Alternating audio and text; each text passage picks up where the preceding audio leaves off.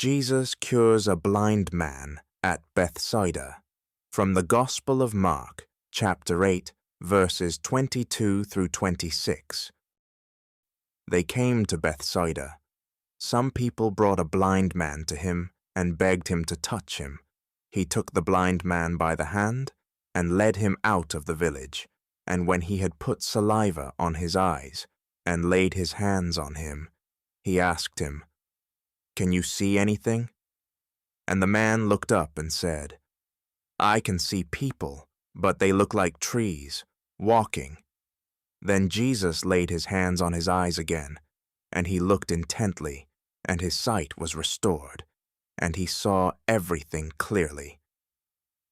Then he sent him away to his home, saying, "Do not even go into the village,